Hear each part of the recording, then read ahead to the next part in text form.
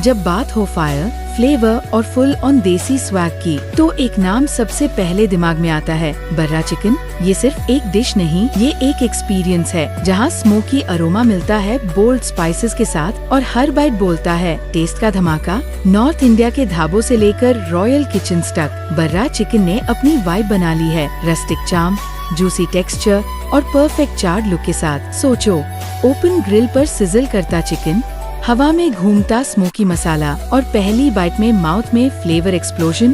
अगर आप true nonveg lover हो तो बर्रा चिकन आपके फूड बकेट लिस्ट में टॉप पे होना ही चाहिए। ये वीडियो देखने के बाद भूख कंट्रोल करना इम्पॉसिबल हो सकता है।